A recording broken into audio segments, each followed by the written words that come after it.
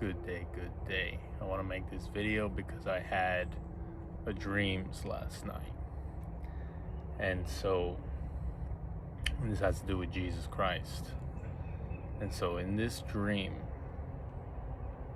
and this is for the helping of people that are in Jesus Christ.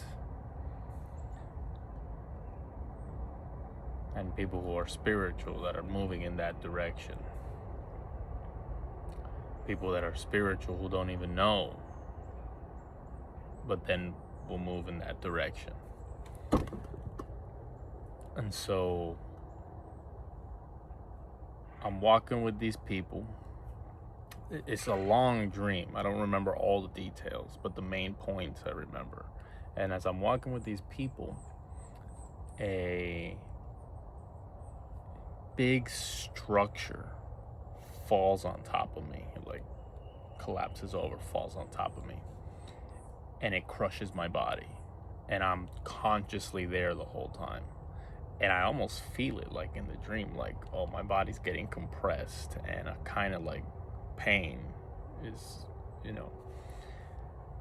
but I was so rooted in that consciousness that even in the darkness, in being crushed,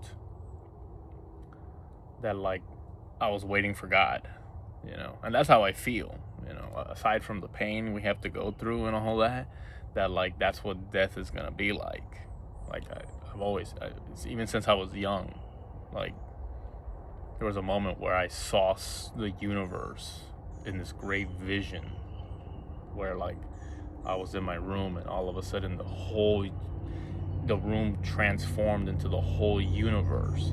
And there was something about that moment, I was like 16, that I felt satisfied. I felt like if I died now, I've like seen something of infinity, that like I feel satisfied and content, and we still got to live our lives, go through lessons and all type of stuff, but at that moment I was like, death could come any moment and I'm satisfied. And that's how death should be, is any moment it strikes, that you got to know God, you got to know life, you got to know things. Maybe not everybody, depending on the age they are and stuff, like, oh, I got things I still need to do. People are like clinging for life and stuff, and like life is in you. It's not something that physical illusion of death can take from you. And so I get crushed, and it was like, oh well, now I get to be with God. It was like I immediately let go of the like, whatever panic and fear you might get in a moment of danger, of like, if a dangerous moment happens and you actually die in that moment, one thing is to have the alertness of the moment coming. The other thing is if it actually kills you and you die, in a sense, or let's say you're just, it's like the part where you release. My dad, he got shot when he was like 19 years old in the chest. He tells me how when he got shot, that he was on the floor. He got eventually, like, because there was a lot of adrenaline in the moment. So, but at one point when like things settled down, he hit the floor, and is when he realized something. He got shot pretty much. And he said he gave it to Jesus Christ right there, like, Jesus Christ, my life is in your hands. And he lived through it. That's why I'm born today. But it's like that.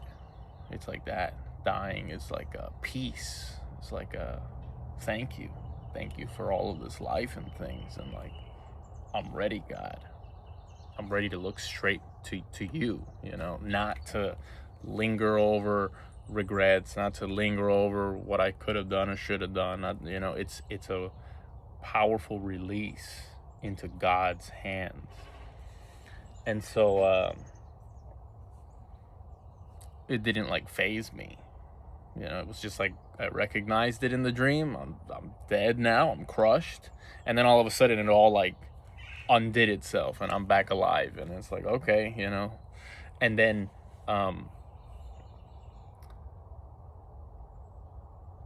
the dream transitions to this point where I'm trying to see if I remember there was a middle part that happened before that. Or maybe I'll remember, but the main point of this, why I'm bringing up this dream, is because all of a sudden I was like in this, it wasn't a parking lot, and it was kind of like an empty area, and essentially there was like two other people with me, and there was like this thing that was coating us. It was like a brown and silver, like a brown and silver color, and it was like coating us almost like if it was like moving around us, and it's like body paint. It's like we were like being saturated in this weird body paint of something, and the three of us were just like in it. And it seemed interesting. It seemed like, okay, you know, what's going on here and stuff, you know. And so it happened, it played out, and I don't really know who the other two people were exactly.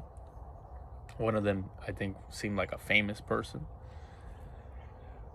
But then all of a sudden, I transitioned to another scene where then I see this like Michael Jackson looking person and a Nicki Minaj looking person. I'm not saying it was them. It gave me the feeling of that, and it looked like that. And all of a sudden there was another pool of colors, and this one was like a pink and blue color, kind of like a pink and a light blue color, like a hot pink or so. And I was like inside of this big tank like thing, and I was being like, as if almost like clothing was being wrapped around me, this saturating in this body paint. And they were like watching, and this time I'm alone in this thing, and all of a sudden I get this feeling, and I'm like, no, wait. It's like my consciousness came to awareness more so, and I'm like no, I don't want this. Like, I'm getting out of this. And you know, they're smiling and they're enjoying it and they're watching it or whatever. They're like right there pretty much. They're like facilitating it. And I said no. And as I said no, I start pulling away. And as I start pulling away, I start seeing a demonic kind of force in them, like their facial expression, their beingness started to transform. And they started like trying to get nearer to me, like to like no, like pull me in. And they were, oh yeah, they it got scary, the look that they had, the way they transformed, like almost like their true essence, their demonic essence or so. And as I'm pulling away, I'm like, no, like it was all quick. It was like no, and then I'm pulling away, and as I'm pulling away, looking towards them, they're like trying to come towards me and turning into this demonic thing. And I say, I don't remember exactly what the wording and phrasing was, but essentially I said something like, in Jesus Christ's name, get me out. I said something like that. In Jesus Christ's name, you know, essentially. And all of a sudden I was pulled out of it, like freed from it. And then I woke up. It was like, and I woke up. And also they cowered at that moment. There was a moment where like they like backed up. It was like they couldn't come closer as I brought up the name of Jesus Christ. And then that's when I woke up. And it was a profound dream. And as I woke up, it made me think of this song or this one artist with The Witch's Invitation. And it reminded me of that, using the name of Jesus Christ to relinquish demons. And And then I went back to sleep and I had more prophetic dreams. But these ones were, and I'm not going to describe these ones, but I saw the beauty of God and what God was showing me in other ways. And he kind of like, he gave me these powers. It's like, it was like in the nature of the sun, like the actual sun. It was weird that like, I was like, it felt like a video game and being at a low level and having no resources, having no money, having no whatever, and I'm in this beautiful terrain of things and stuff, but it, it felt like bleak. And but as God and this higher energy was talking to me, all of a sudden all this resource provision was like right before me. And it was like, oh wow, like this is like immensely more than I asked for. This is immensely more, like this is the type of stuff where I'm gonna level up hardcore type of provision. And then there was these like beast monsters, big beast monsters, but they couldn't touch me. It was like, because I was connected with this light energy, it's like, here's provision and here's these beast monsters trying to like come near me, but I'm like, they can't come near me, and I'm like with ease, like out of their range, they could try to come near, but like I'm just like able to, wherever I move they cannot get in that way or so. It just it's like I'm sliding out of there, but they couldn't even get me anyway, so I didn't have to dodge them. It's just I'm moving, and so like I'm weaving through them and they can't get near me. And it was like, wow. And then there was someone who was like an initiate who was far more powerful, and had mentioned to me that like, yeah, God is giving you this to show you something powerful, and you won't always have this, but it's to assist you and help you, because you will get to a greater initiate stages of things. And so this is something that is being shown to you, and you will be able to have great power in yourself to deal with these things and stuff, and to find these provisions and all of these things. God is just showing you something so that you are encouraged, and so that you understand something spiritual, more so. It's like a faith in God. And that was the next dream that I ended up having. And I know I'm a person who dreams a lot. I can dream a lot, and I have multiple dreams. And I know whenever there's a moment where I'm gonna have these like dreams, the first dream will be a scary one, and in something of like experiencing it and getting through it and having woken up, then going back to sleep, I'll experience another kind of like in between type of dream where it's not as scary or so. And then I'll have the more prophetic dream after too. And so it's almost like it's a cleansing thing, and so that it can get to the more prophetic position. Like many cleansings of demonic force have to happen, so then that way the more angelic light can get through. And what I wanted to say about that other dream where I used the name of Jesus Christ and backed away and then woke up, I had so much peace waking up. It's not like I felt anxiety and I was like out of breath and like, oh my God, what is this scary dream? It's like when I was younger, I may have had more like, I started ruminating over like, but in this way I woke up and I knew what it was already. The fact that I had conjured the name of Jesus Christ in that moment too, in a dream, is powerful. And so then I want to describe two other dreams that I've had. One in my deepest activations, when I finally came to Jesus Christ, being someone spiritual who would read everything, loved all of them, meaning I would also read the Bible, and I can feel the authority in the Bible. I can feel the spiritual power in the Bible. But at the same time, I was always like, no, I'm not. I didn't believe in submitting myself to any one force, because all of these things have to have some spiritual realms to them and things. But where I came to the point where I finally did give myself to Jesus Christ, I did submit and believe. One day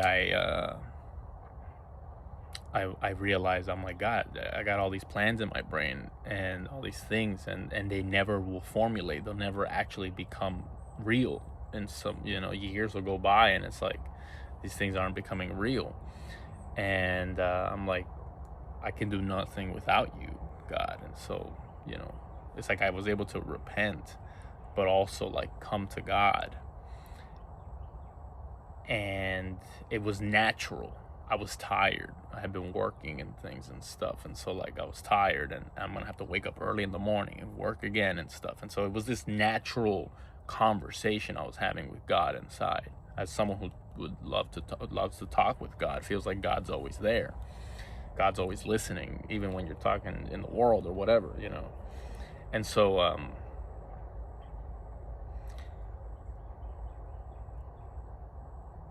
it felt natural. It didn't feel like I was forcing it because I read it or anything. It felt like God had led me to a place of true surrender in a moment, and realizing I need God if I want to proceed forward in any which way. And then I had a dream. And in that dream, I had a whole bunch of scary dreams.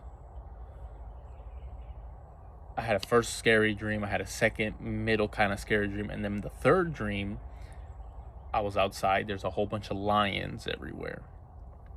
And I'm scared. I'm like, oh, snap. Like, these lions are going to, like, get inside. There was this, like, glass, at least on the outside was the glass doors and stuff, glass walls. More towards the inside, it was like a normal house, but it was like glass external. And so I opened the glass door and I get inside, and I'm like, I'm safe, yes. And it's funny because I saw also cats, the actual cats that I live with in my house at the time.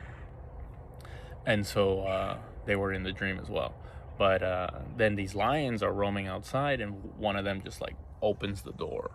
Like they just walk right through it. It just opens. Not like a human with their hand. They just like, and it opens, and they walk right into it. They opened it. And I'm like, oh snap. I have to get deeper into the house. And so then I go deeper into a room in the house thinking like, oh, I'm safe, good.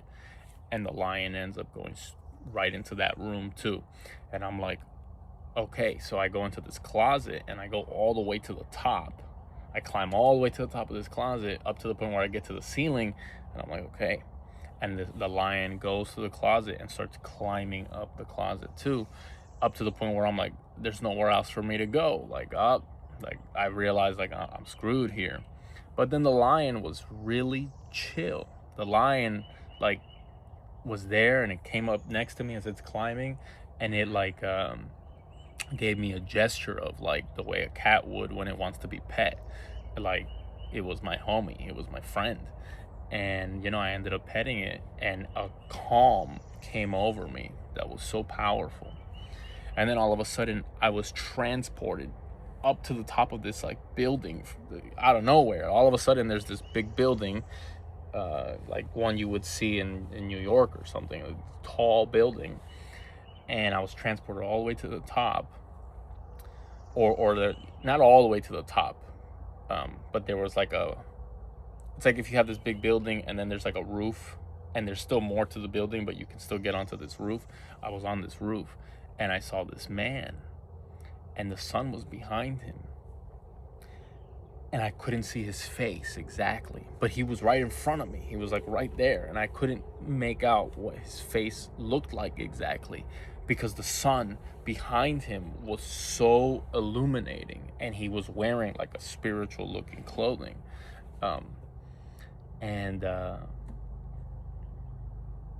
And he transmitted words with me, and I don't know what we said. The way I'm talking right now, and I can know what I'm saying, or know what I'm saying, there wasn't talking like that, though our mouths were moving. it felt more like transmissions of like light, transmissions of instant information, and I know he transmitted something to me. And I wake up, and that became such a powerful thing that I gave myself to Jesus Christ, whether that was Jesus Christ or not, because this man was bald too. It's not, it doesn't matter to me in a sense. It's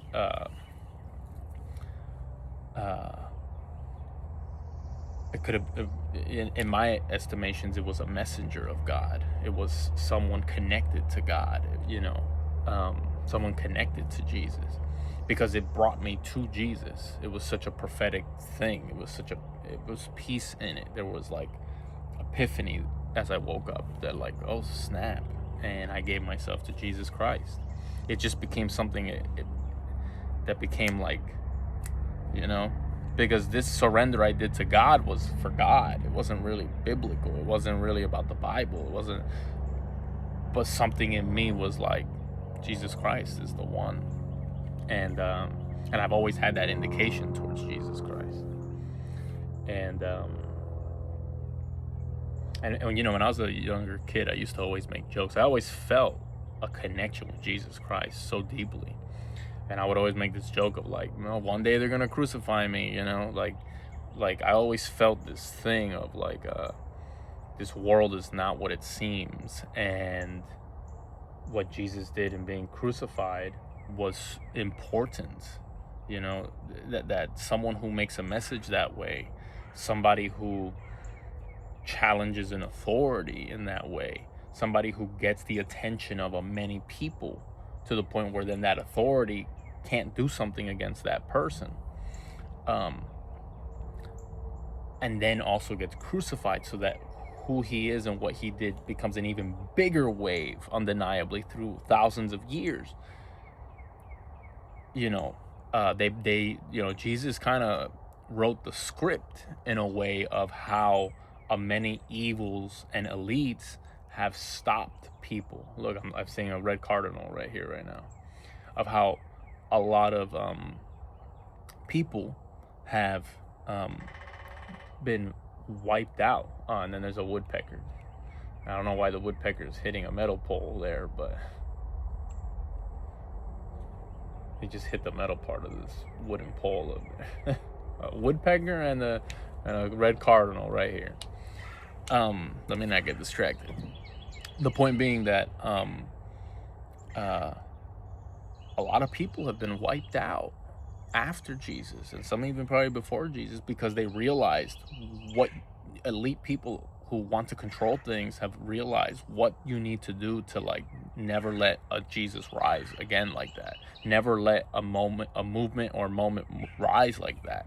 And when you think of people like Gandhi, you think of people like Martin Luther King, there's always, in history books, go to the library, go to Barnes and Nobles and look at certain sections, and you see the authors, and you see biographies.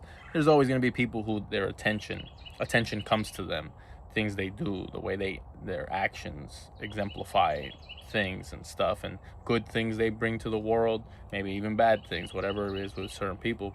And so, you can't really squash the attention. And so this is something also so too with celebrities and all of this stuff. They've like tried to make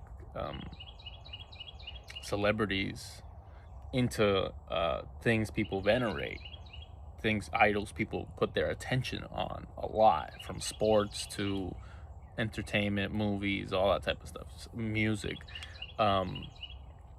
And a lot of these people have to go through rituals that in the spiritual realm can be very demonic rituals too, in the way that the larger institution is orchestrating their actions and their movements and the way and the things they say, and even the lyrics they use, or the kind of scripts that they're in, and all of this type of stuff, so that they can even continue in that industry or so.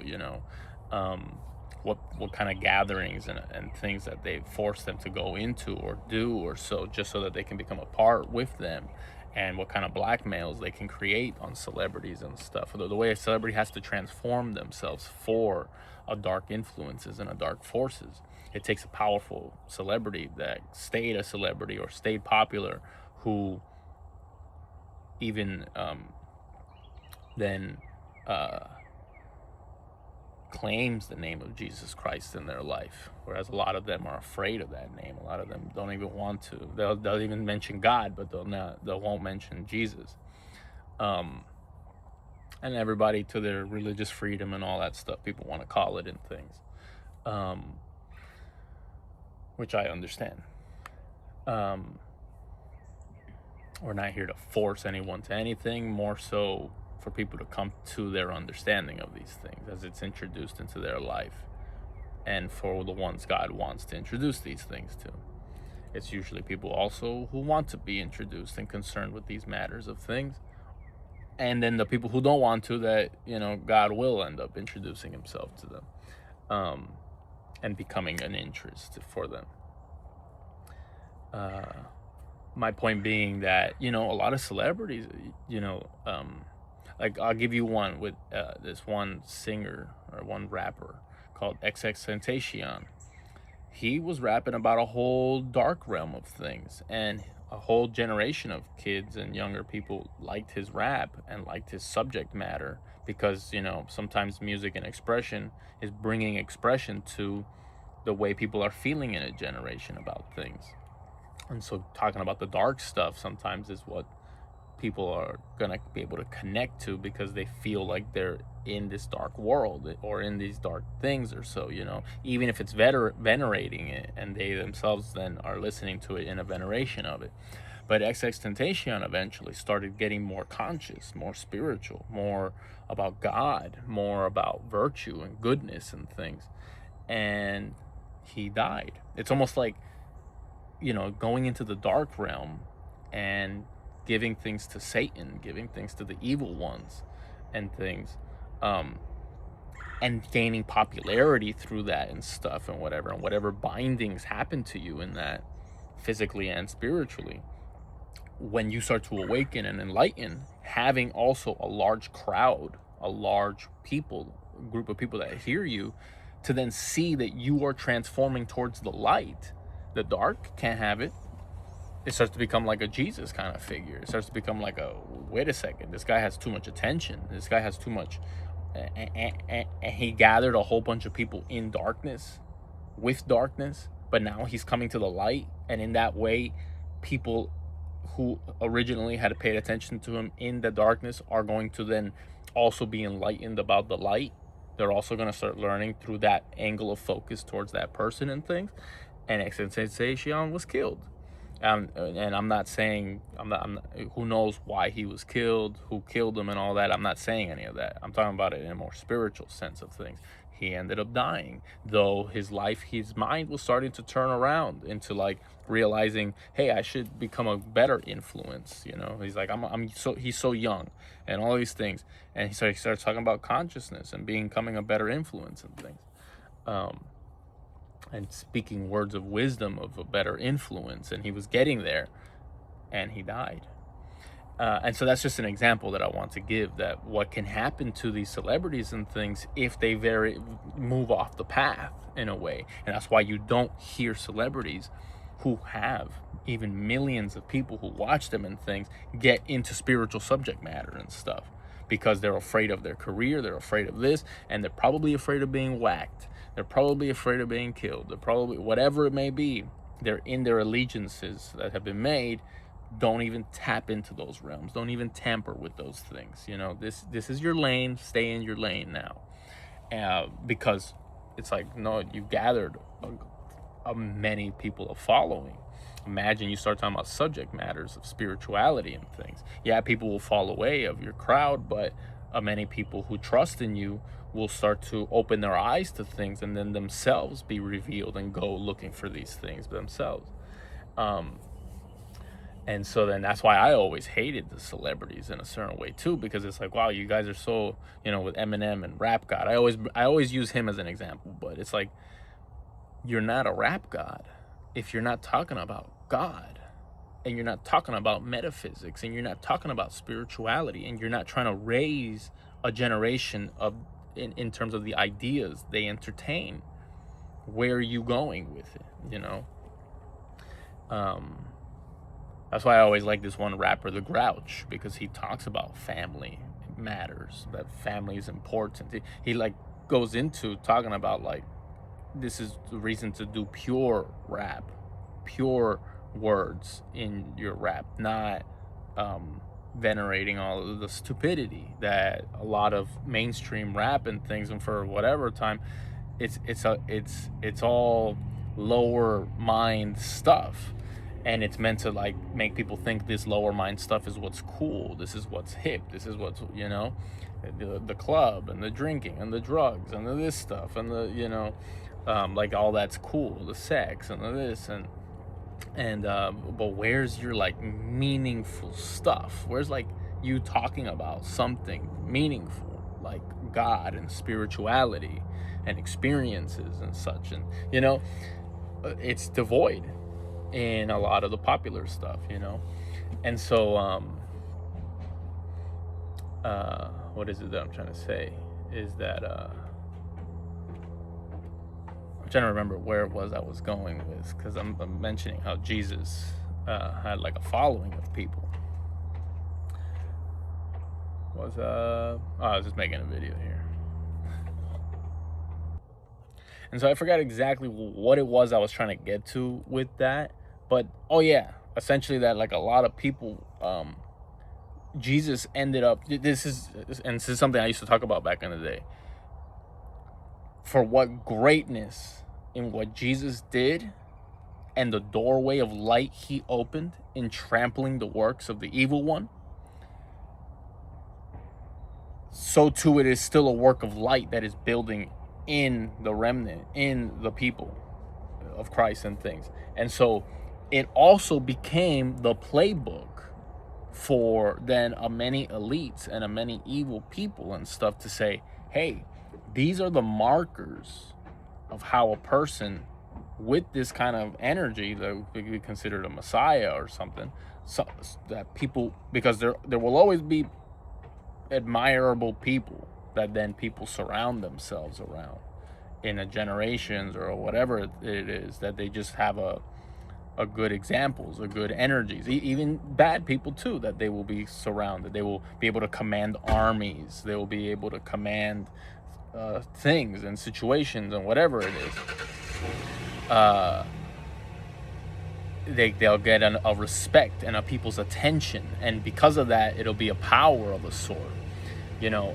And so they had a playbook at one point of like, hey, look, this is this guy, the Messiah, this guy that people strongly believe to be the Messiah. Look how he put a splinter into the evil one's plans, or a splinter even in terms of when it comes to like the Jews and things, and where the Jews get so caught up in a realm of law where there's also levels of hypocrisy and things, or a completely like going over the point, or you know, not seeing the point of where this law leads to in so many ways. And I don't want to get into the Jews and all of that stuff and think that's a big conversation. But my point just being that it's almost like Neo in the Matrix, where like Jesus went against evils of a higher dimensions of things, on top of then the physical realm of he went against entire horrible institutions and things that became like ways of keeping people in a matrix, which actually didn't bring them spiritual fulfillment and physical fulfillment either, and in the sense of like where people could recognize who they are, what they could be, and what community could be, and what people working together could be, and what loving community is. They're realizing like, no, keep people divided amongst themselves, create the illusion of levels of community, create the need for spiritual kind of like continue, so that way people have to go to the temples and the this and the that to get their spiritual food. they'll have to rely on the sacred ones and the people in the high positions to then acquire that more sacred communion within themselves or with others and stuff, to the point where in a weird way it disenfranchises them and empowers the actual organization itself. And that's why then a set of rules and all types of things needs to be looked at when it comes to, and then that's why we live in a capitalist type of country here in the United States. But it becomes like it's capitalism and it's business oriented and stuff. But you have to understand what a set of rules does in terms of, they talk about work culture. It's beyond work culture in terms of when we're talking about spirituality, what type of siphoning mechanisms in the matrix that certain things are doing to people, so that they're not becoming spiritually enlightened or spiritually aware of themselves, of God, and their communities and things. And we're becoming more cut from that, and things are being cut into boxes and stuff, and then people's energies are being boxed in, and all that type of stuff is what I'm saying. That the evil one looked at these people, they look in the playbook and they say, okay, these are ways to maintain control. These are like ways to upgrade how we're going to do institutions, how we're going to do this, how we're going to do that. So then that way, a person like Jesus could never rise up again and make you realize it doesn't have to be that way. Like, okay, that's a system, that's a way it's being done. But hey, maybe if a lot of people feel like they're losing out, and trust me, a lot of the world feels like they're losing out compared to a lot of rich people who own all the resources, who somehow made paperwork to the depths of things so that they own resources, so that they own these things, and so that they hold occupations, and so that all of these types of stuff, which is genuine in some sense for sure. But in other ways, it's like, no, society could be built in so many other ways. And how many societies and how many places and how many groups of people have been destroyed for the sake that then, let's say, United States. And I appreciate this life that I've had and the great things I've had. But it has to come with knowledge that is an acknowledgement of how we have this much affluence in this world, in a sense, in our particular environment of the world, compared to then the places that their resources are being taken from them, and that they are being still stuck in realms of poverty because of the way the systems work, because of the way the paperwork and the laws and the business dynamics and all of that stuff. You ever read the book Stories of an Economic Hitman, which is essentially a guy telling stories of how he was involved and connected to and saw how deeply businesses and governments and all type of stuff could go into areas, establish entire relationships with people to create trade routes and promise like how much wealth you'll be able to generate and affluence that will come to your area, your country, or whatever it is. But then what will end up happening is, little by little, by natures of the contract, the people who have the resources themselves are getting screwed over more and more and more, unable to pay their dues and their debts and their this and their that. Whereas the people who orchestrated it to get those resources made it so that also so too, it's like, oh, well, now you're also indebted to us. Now it's like putting people in slavery unbeknownst to them, because you created a whole financial language and a whole legal language. And this is something I like to talk about with the Jews. And it's not about the Jews, but I like, because there's something about what it means to make genuine legal language, genuine spiritual language, genuine financial language in a way so that, we're helping the earth, we're helping each other, we're building things up in an appropriate way, so that way our behavior with each other is right, so then that way our behavior with nature is right, so then that way our behaviors are more tending towards God, so that we won't have massive population problems, we won't have decadence, essentially, and then there won't be suffering and poverty and strife for the sake of others then being powerful, or just areas of strife where people fight against each other and divisions and things where it didn't have to happen. But the people who want power and the people who want money and the people who want the resources and they want it for their countries and they want it for their areas and they want it for their people and all of this stuff, They want dominion over areas and stuff. They want legal language to keep people trapped or keep areas trapped within their domain and within their control. And if they're gonna, and this is what I'm saying, if a Messiah, let's say it that way, if a spiritual person, if a prophet, if a whatever it is, comes to the point where they're being paid attention to, so that then an awareness is being made that no, this is not the way the system should be, this is not the way it has to be, that actually, let me show you spiritual mechanisms of how we could create community, of how I could grab my disciples and others who want to follow and all of this stuff, and we could do stuff over there differently. Or even we can weed out right where we are the forces that are telling us they are supposed to be the ones in power, and then thus use military force and use force against everyone else. It's like they use the affluence and resources they have then against everyone else, that is coming to awakening and stuff.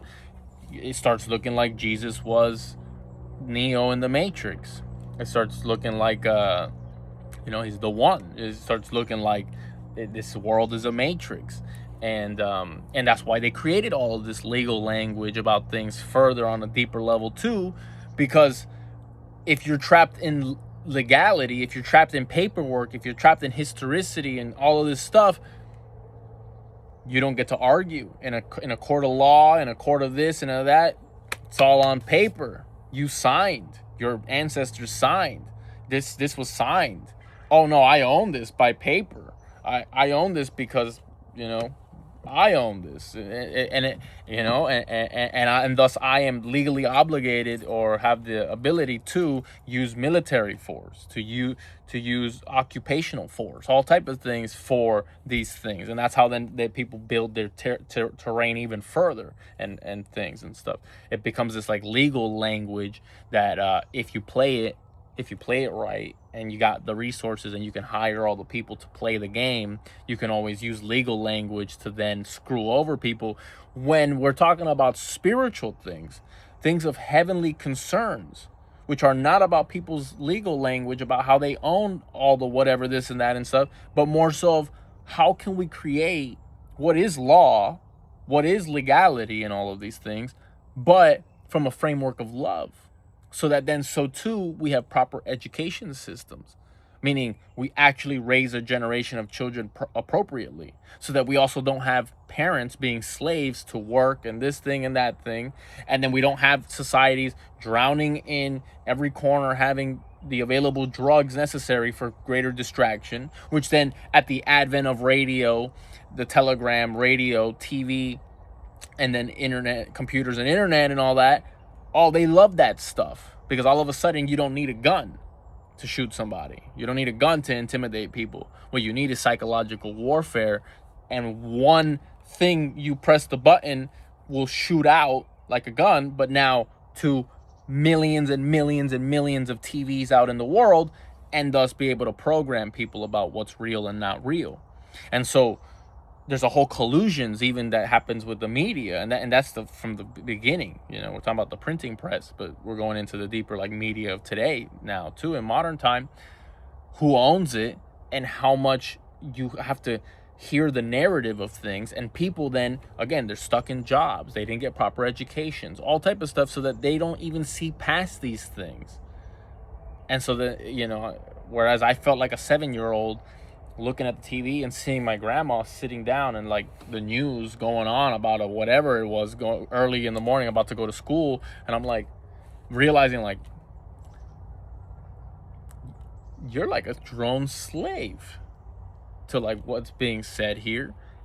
And then to the degree, can we trust in anything that's even being said? All the stuff that's being talked about in politics and this and that. Can you trust the history books? Can you trust a whole bunch of stuff?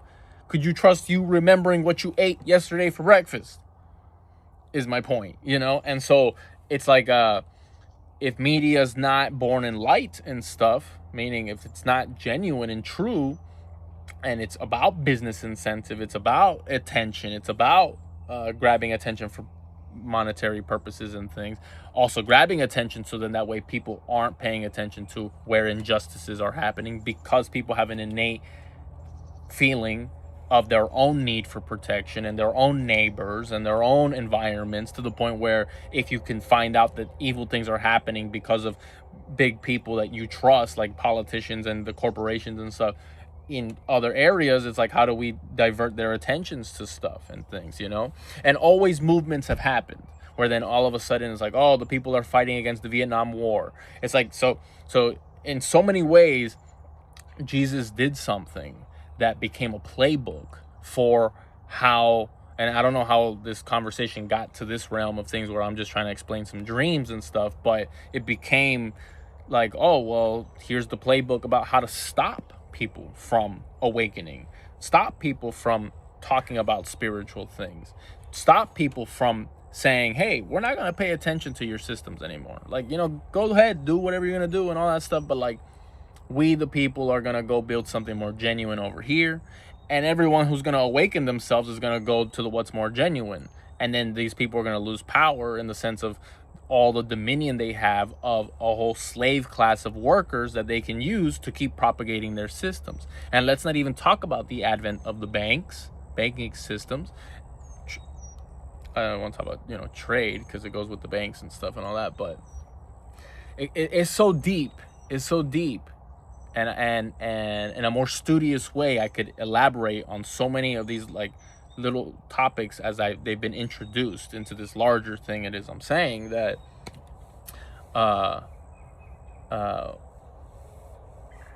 what is it in this time period that is going to be Jesus like, aside from Jesus, aside from the Messiah himself, aside from that's why they say wait patiently, because it might be that no, there is nothing else. It might be that the evil was trampled on, and thus its dominion was destroyed, and so then it took a new form of attempts to grasp dominion, which was like, now it needs to assert itself deeply into people's minds. And where it did that in a Piscean age, through the illusions everyone else has about things and their awakening in consciousness as a human species, if you will, and stuff.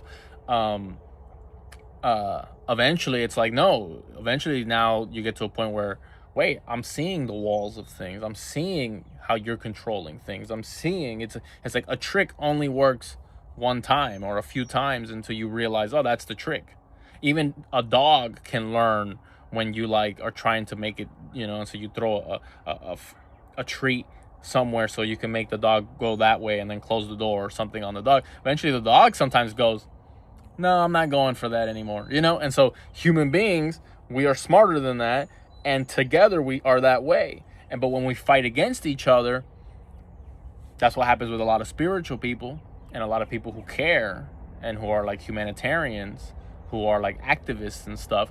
They care about these things, but they can't rile up everyone else into it, because all these boxes have been made and work systems, and your children over here, and here's the distraction TV, and here's the drugs, and here's the alcohol, and here's the sports, and here's the allegiances to the sports, and here's the allegiances to your actors and your musicians. And like, I used to hear people like, my music is everything, and I get that, but like, my music, it exemplifies who I am so much, the type of music that I listen to and this thing. And I would always be like, someone else made that. Like, I love music and I love people's creativity and honoring people and stuff for that. But it gets to the point where it's like, someone else made that, like, what's the point of like, unless someone else made that leads you into the latter ways of great dimensional leaps you can make, and spiritual leaps you can make, and wisdom bounds you can acquire and then be in contemplation of and stuff.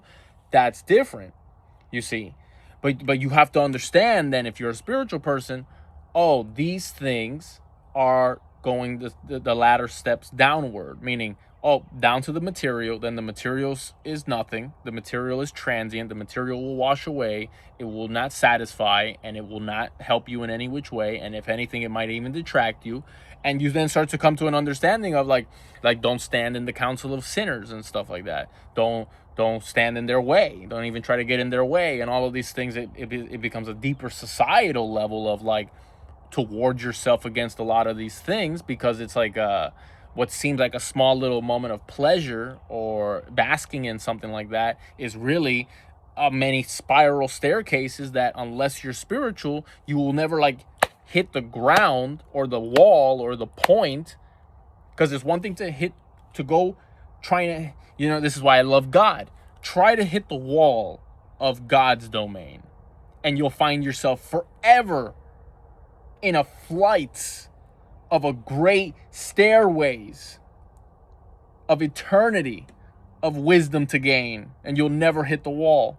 Yeah, you'll hit moments of like epiphany and revelation that are significant in cycles of life and stuff, but it's a forever movement trajectory upward towards. All the other stuff that is mundane and all that stuff is like the floor, is like the wall in the physical. And so that if you're spiritual enough, it's like moths that like go to the flame, they go to the fire or whatever. A bunch of mundane people are literally people who are like slamming into a wall constantly. They're like, it's essentially like people watching TV and being like zombies, like, and when someone with life walks into the room and it's like, okay, enjoy the TV. There's nothing wrong with that. You're like in an inner travel when you're watching. But then you see, like, let's not to judge anyone, a fat family, let's say, and they're all watching TV, and it's like you walk in, you leave, you walk in, you leave, you walk in, 10 hours have gone by, you happen to come back in after things you've been doing and stuff, and you see them still there, and you're like, there is a kind of zombification here, isn't there? And in this way, it's similar to spiritually all the mundane people of the world who are not concerned with spiritual matters or heavenly things or whatever it is, and trailing them and finding them. It's not they're slamming against the wall and slamming against the wall. You got to imagine people who like had the business of creating alcohol. Not only is that business slamming itself against the wall in a spiritual world, it's also so too in the business of slamming people against the wall in their own lives. And to the degree you hit the wall, these people slam into the wall so hard that they bounce back and then they hit the floor. And in this way they fall. And they fall to these things which are fleshly. They fall to these things which are bodily. They fall to, and everybody will. We all have sin in us. But God knows the positions of the heart, and God knows also so too the positions and concerns of those who have been enlightened, those who have gained, who are interested in God, those who are seeking God, those who are looking for God, even from very young.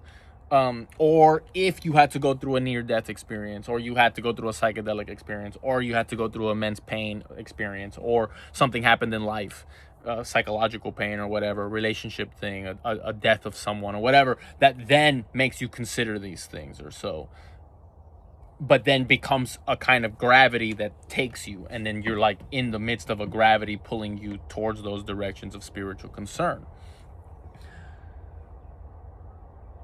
If you see what I'm saying. And even academics, for how deep and philosophical and scientific and all this stuff it can start going that way, there is a way in which it remains like slamming against the wall too for someone. Whereas I believe, certain people, it should open into the more psychic worlds. It should open into the more spiritual worlds of things. So that you can understand that these worlds relate. Spirit, soul, body worlds relate. Frequency, vibration, energy worlds relate.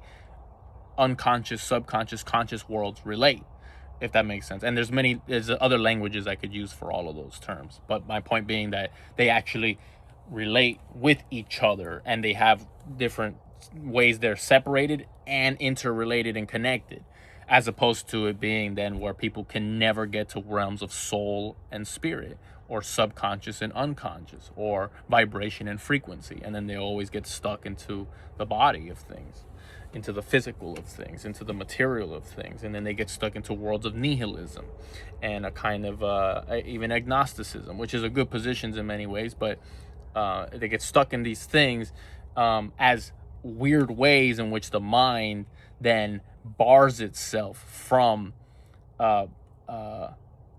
opening up its parameters in the way a psychedelic experience is considered to be boundary dissolving. As much as it brings you to a radical connection with self, it so too can become boundary dissolving in realms of infinity then you go beyond yourself and you can consider things or so.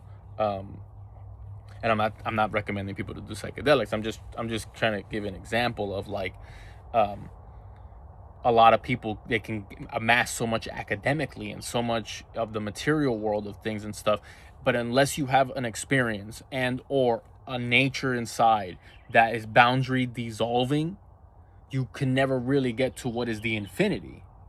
And one thing is to bring yourself to the infinity, for whence then you can understand that there's other realms to this stuff, and so to then narrow it down into something such as like the one or the Lord or God, or getting to then a specificity in what is the totality of infinity. And because some people, yeah, they can get into a kind of infinity, a kind of nihilistic infinity, or a kind of godly consideration, and yet it still retains its mundaneness or so.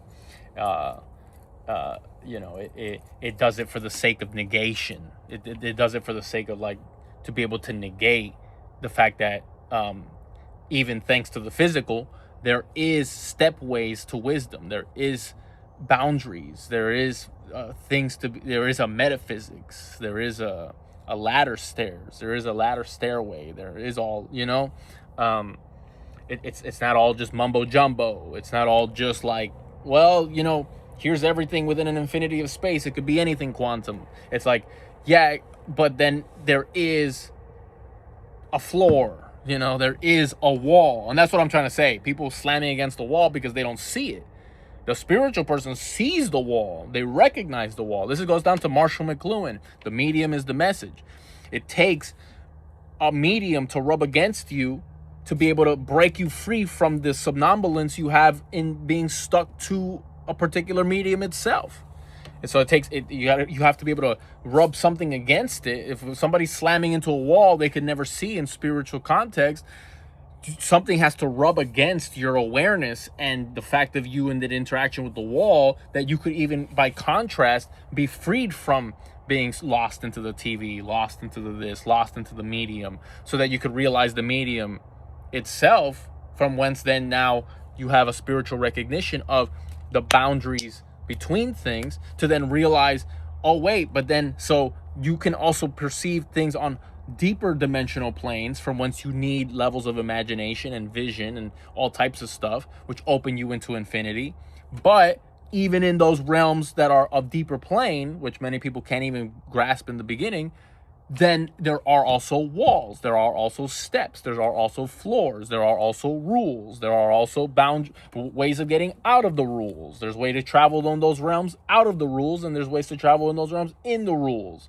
And when I say rules, I'm talking about it like from a framework of nature, true judgment and all that being because it's aligned with nature or not, God's nature or not, God's ways or not, the creator's ways or not, in a sense.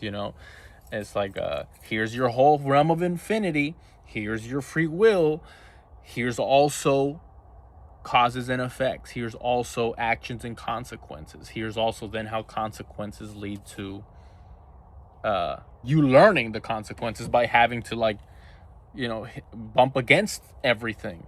But again, it goes down to the mundane people are bumping against a whole bunch of stuff that are becoming their prison. And that goes down to the fact that the world is not trying to teach. The government isn't trying to teach, which where in depths of things, they know some of this stuff, how deeply certain magic squares are being placed on people in a sense, so that ignorance is left to be had by people, and then at the same time, so that they'll never recognize that there's more for them to know in a broader context that breaks them out the square, and it's purposefully imposed on the society in a certain way that's physical, so that it's also spiritual, so that it's also limiting the mind frames of people automatically in a certain way. and then it becomes behavioral because of how community is set up, how society is set up, and everyone to each other. And then thus that behavior becoming a way in which we psychologically behave with each other. Little do we know, then we're like crabs keeping each other down in the bucket of things, or so, simply because we ourselves are staying stuck in a mechanism.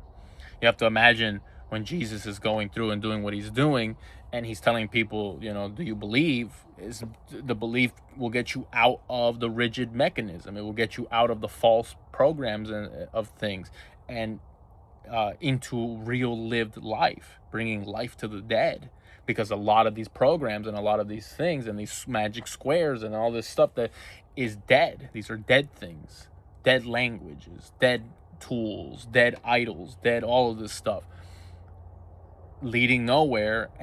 But there's a pathway to life, and it's in realms of consideration of God. And it's going to take and this is the whole point I'm trying to get to here, is it's going to take a whole group of people to follow something that is being birthed in the light of awareness, that is embodying God, and having the Spirit of the Lord, being one in the Spirit of the Lord of things, and it being also maybe something in these generations where it's about a mass of people maintaining this. Is where people talk about Christ consciousness and stuff, where it's a many groupings of people who have come to Christ consciousness, have come to a Christ understanding, have come to spiritual awareness, and also then all the principles it takes to live in the bravery of that and the courage of that, for when the time comes to make personal transformation, it can be done out of the boxes of these things and in recognition of the world's ways. So too that then it can be done on a collective level as well, fighting against essentially a whole dark system that made sure for 2,000 years kind of kept things boxed in many ways. As much as genuine stuff was happening with people and settlements and trades and traveling and these things and families, and it's all genuine too, a lot of big business people, a lot of big institutions, a lot of big resource mindeds, a lot of academic stuff, whatever, also came with the awareness of the systems that need to happen, so that way they can like maintain powers, maintain controls, maintain attention, maintain resources, maintain funding, maintain essentially people participating with that thing in the way that thing has its power over those people too, in some way, even if it's just mentally. And that's the thing, our minds are so powerful. And so let me talk about okay, I had this other dream, and I'm going to end it here with this other dream I had. I had this dream where I was with, it's this cloudy, rainy, dark cloud day, and it's almost like a screen was panning in on like a hotel like rooms, and it went up to like the second floor, almost like apartment buildings, and it went to the second floor, and there's like a hallway, so that because everybody is there, all the different doors to the different hotel rooms are there, and so it goes up to this hallway, and all of a sudden I'm in the house. It's like our house, and I'm there, and I'm opening the door for my family, which is coming knocking at the door, and all these kids, and it's funny because some of them are already grown up in many ways, but I remember them when they were kids. I see them all in child form, and the kids in my family and stuff, a whole group of them, a bunch of kids, and it's like, yeah, the family's here, we're doing like a whole family get together, and all the families getting together and stuff. And then all of a sudden, it door closes, all that, it turns into, it pans out onto the street. It goes back outside and into the street, and I'm in a car and I'm driving, and all the kids are in the back seat, and I'm driving, and a massive storm is going on with these dark clouds, and just like the winds are powerful, and there's these two humongous fire trucks. These if you imagine there's like small fire trucks and then there's like the big fire trucks, these were like really, really big fire trucks, and they're driving, and all of a sudden as I'm driving, the chaos of the winds is so powerful that the fire trucks are losing their traction on the road. And in my mind, I'm like, oh, that's it. Like, we're dead here, because I'm moving really fast. This fire truck is like going like this, and so it's ending up like that. I'm moving past it, but it's like enclosing me, and the other one's in front of me getting in the way, and so I had to like swerve to go off into the side. And so it's like I'm getting entrapped by these two fire trucks, and all these kids are in the back. And all of a sudden, as I drive to the side, I'm all of a sudden I'm standing in this car, and the front of the car is gone, but I'm still in this car, and I'm seeing in front of me, and I see this immense portal in the clouds, and it had this like red and orangish color, and its geometry, there was like a geometries that was so crazy, and I almost want to say it sounded like deep technological moving gears, like the kind of sound it was making, or so, I can't even explain it. But it was a portal, and the kids in the back go like, what is that? And then I looked back and I said, it's Jesus. And all of a sudden I hear this voice, and this voice was not human. It may have even been a little scary in some way, the way it came out. May have even sounded a little robotic in some way too, in some sense, but it was just not normal. It just wasn't a normal voice. And it ended up saying back to me from the statement I made of like, that's Jesus. And it said, the voice said, good. And then it said, now are you brave enough to come up here? And then I woke up. And that was a very significant dream, a very like prophetic type of dream. I also had another dream where I was in like a deep despair of darkness, and in that darkness I saw a stream of light, like this one little beam of light that illuminated a castle of light in the distance. But it brought me such peace and such happiness from this despair of darkness that I was in, this trembling and fear of trembling that I was in, because it made me realize it was just like this thing that I could feel with God's essence, God's force. It was telling me like, I'm here. It might be all the way over there. It may take time to get here to where you are at. And so you might feel like you're in the midst of this darkness. And no matter how far it may seem like I am, I'm actually closer to you than you think. That this is even revealing itself within the midst of the darkness that you're in, because of the trembling you're in and the seeking that you're having.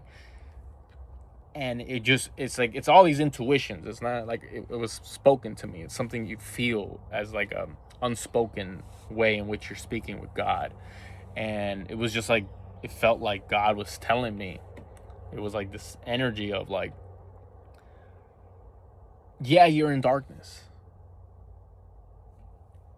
but look to that. Don't look to all of this other stuff. It's kind of like, through the valley of the shadow of death, I see no evil. Don't worry about all that darkness. Yeah, you might be in the midst of a whole realm of darkness. Even with the light of the sun here, all the details still embedded in this might be full of etheric that's full of darkness, as much as we think we see with our eyes because the sun and stuff. And like, clarity. The sun is giving us clarity of how to be able to move through the day and stuff. Yet this whole thing may be enshrouded in realms of etheric and darkness, no different than the night sky and space. Just as space might actually have just as much clarity and detail as what you can see in this video and in your own life right now if you look around you and stuff, because the sun or whatever light you have on is helping you distinguish between the darkness. Space itself out there might have all the very same natures too, but we can't see it because it's bigger than us, and we are made out of the stuff of this earth and this solar system and stuff. So we see this as it is, but even then, when it's dark, we don't see it as clear or so, although we may know it's there. By contrast, we are enshrouded in darkness as much as the space is, as much as the detail that's out here is that there's detail in space, which is to say there's detail in the spiritual realms of things, even if we can't see them. It's like God was saying, yeah, you're in the midst of darkness, look to that, look to this light. And that gave me a lot of hope, gave me a lot of strength, because I really felt in the darkness of those times. And okay, one other dream. I was sleeping. I was also in fear and trembling. This was like real trembling.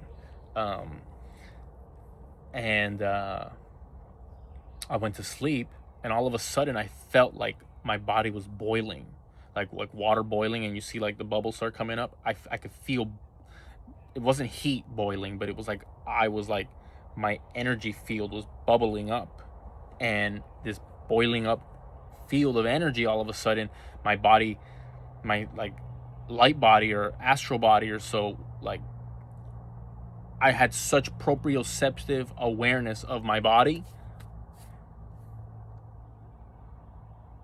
It was like I was outside of my body, and yet I was so in my body that I was aware totally of all the proprioceptive awareness in the body as I felt it, as I'm witnessing my body from outside. So it was like simultaneously outside and inside, but I knew I was also witnessing from outside. And then my body, I went, and I was being sent through the universe. All of a sudden, my body's flying at like quickening speed, and I can see like sparks, almost like as if it's stars in the distance of space. But like my body's like flying through space, and like here and then that way. And I ended up seeing, like landing on this island in the sky. And it was also dark on that island to a degree. I could see just enough. And I saw 7 mounds. Like mounds of like dirt. Or mounds of like, it looked like, not dirt, mounds of like entire, like flammable material in a sense. And this heavenly, goddessly, woman-like voice was speaking, but I don't remember what was said, as much as it was so beautiful when I had just woke up, and I was like, but I don't remember the total thing of what was said, other than, and it's important what does get retained. I retained the term ritual fire.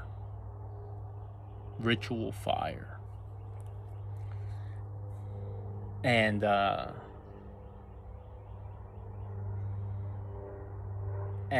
to me, what I think that it was trying to say was like, okay, now that you're on this island, now that you've been transported to this spiritual plane, as you move forward in your life, bring fire to these mounds. Not just me, who, if anyone else is ever transported to this mounds of things, if you think about it in a spiritual context or a Christian context or a Jesus-like context or whatever you want to say, it was like saying, burn up with the fire, burn up with the flame. They talk about like lukewarmness and like, oh, it would have been better if you had been cold or hot, but you were lukewarm, so I spit you out of my mouth. It's like sacred fire. God's sacred fire is powerful. God's purifying and cleansing and sanctifying fire. Ignite it, like bring ignition to the fire and the flame, and connect to the flame. It's like you got all the elements together.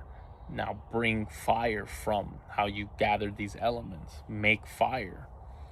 And in terms of my spiritual purpose of things and stuff and what I know, I may not have at the very moment, been able to bring fire in that way, because I started studying and looking things up and finding out more about stuff.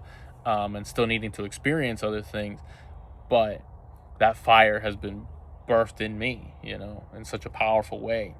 And it's a flame that should not go out. If you ever heard of a Vesta, the whole story of Vesta, not, to bring that up, is the idea of it is the flame that shouldn't go out, that needs to be continually tended to, which is a flame for God. And so I'm going to end this here. This whole video was about me bringing up these dreams as they were like prophetic dreams. I wanted to share them.